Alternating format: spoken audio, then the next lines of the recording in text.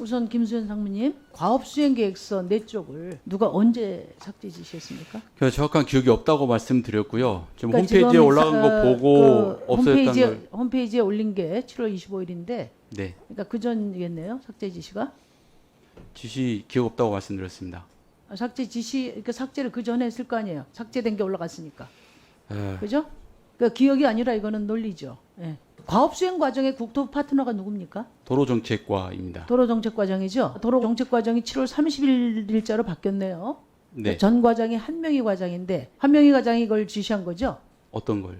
이 삭제 지시를 한명희 과장이 한 거 아니겠어요? 만남 파트너가 그러니까. 기억이 없습니다. 기억이 없는 거예요? 아니면 기억하지 말라고 업무 지시를 받은 거예요? 한명희 과장하고 주로 파트너로 일을 하셨으니까 뭐 누구랑 상의했든 한명희 과장은 이것을 몰랐을 리가 없죠.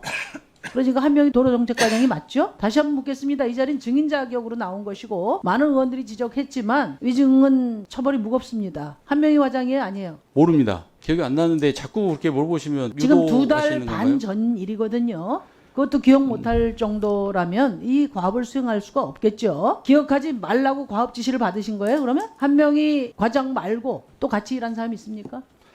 도로정책과 여러분들하고 같이 일상 파트너가 누구냐고요? 5월 이후에는 뭐 한명희 정책과장하고 그동안에 같이 파트너 일을 하셨다고 말씀을 하셨고 지시 여부는 기억이 안 난다. 이렇게 답변하신 거 맞죠? 네. 네. 박상훈 이사님, 22년 11월 그 타당성 영역 중간 보고서하고 23년 7월 교통수요 보고서에는 그때 설정한 영향권에 포함되어 있던 이제 포천, 평택, 양구가 들어있었어요. 영향권에. 네. 그런데 이번에 하신 경제성 분석의 영향권에는 이 세 지역이 빠졌습니다. 네. 왜 이 세 지역을 뺐습니까? 간접 영향권에서 빠졌고요. 간접 네. 영향권에서 편익을 뽑아내는 겁니다. 네. 이전에 그런 부분들에 대해서 편익을 너무 많이 산정하기 위해서 많이 잡은 거 아니냐는 의견들 때문에 그 부분을 제외하고 편익을 산정한 겁니다. 그 누가 제외했어요? 그걸?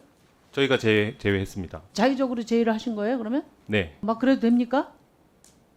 분석가의 판단에 한번 의해서 생각을 해보세요. 이게 지금 2024년과 25년에 수도권 제2순환선 양평 화도 구간, 화도 포천 구간이 완공될 예정이에요. 원래 계획서 안에는 이 부분이 다 포함되도록 돼 있고요. 화도 포천은 지금 완공이 됐잖아요. 포천하고 양평만 지금 공사 중인데 이것도 곧 완공이 될 예정이에요. 그리고 이 포천시가 인구가 14만 명입니다. 이 교통량 변화가 발생할 게 분명한데 또 바로 양평고속도로하고 연결이 되는데 이것을 수요 분석 존에서 뺐다는 거는 아마 그 누구도 전문가가 상식적으로 납득이 안 될 거예요. 편익에 미치는 영향이 미비하다는 거를 자의적으로 판단해서 뺐다. 그럼 이 도대체 BC 분석을 누가 믿습니까? 포천이 되면은 북쪽 노선인 양서면 노선의 편익이 상대적으로 더 늘어날 수밖에 없잖아요. 한번 생각을 해보세요. 포천에서 만약에 송파를 간다고 생각해 보세요. 그럼 현재 같으면은 포천구리 고속도로 타고 구리에서 내려서 제1순환선 타고 내려서 서울도로를 돌아서 가야 돼요. 근데 양평고속도로가 만들어지면은 포천에서 양평까지 그리고 양평고속도로 타고 바로 송파로 갑니다. 그게 왜 편익에 영향이 없어요? 3기 신도시 중에 확정되어 있는 고양이라든지 부천, 인천 이쪽은 포함했잖아요. 포함하도록 지침이 돼 있어요. 근데 이 부분은 이미 개발이 되고 공사가 거의 완료되는 단계인데 지침도 무시하고 이걸 자의적으로 뺐다. 이것은 저는 납득이 안 갑니다. 아까도 말씀드린 것처럼 포천 이쪽을 뺀 것은 말하자면 양서면과 강상면 안의 편익에 영향을 주기 위함이다 이렇게 볼 수밖에 없어요. 이 양구는 또 왜 뺐나? 이건 서울 춘천 고속도로에 영향을 주는 지역이기 때문에 이 목적성을 희석시키려고 이걸 빼버린 게 아닌가? 이렇게 자의적으로 막 판단하시니까 저도 자의적으로 말씀을 드리는 거예요. 그리고 세 개의 신도시, 말하자면 인천, 부천, 고양 신도시를 포함을 했는데 인천, 부천에서 사는 분들이 양평으로 오려면은 이 양평 고속도로 시작점으로 안 옵니다. 영동 고속도로 타고 바로 와가지고 중부 내륙을 타고 위로 올라가요.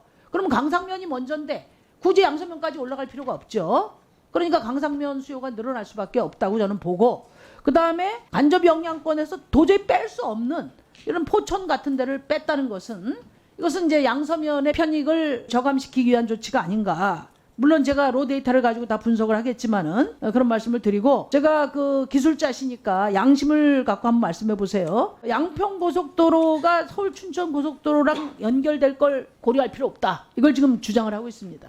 너무나 궁색한 얘기인데 만약에 이 장내 노선축을 고려한다면 그러면 양서면안과 강산면안 중에 어느 노선이 경제성 분석이 높을까요?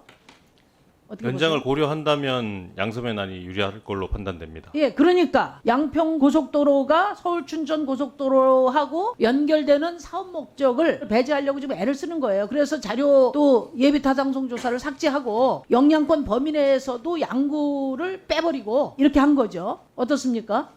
그 부분은 지금 이제 기존의 예타 기준과 동일하게 분석을 안 해서 동등 비교가 안 된다는 말씀들이 있어서 그래서 영향권 분석을 그건 예타랑 공색한 동일하게 말씀이고 우리 동일하게 보좌진하고 맞췄던 거고요. 예.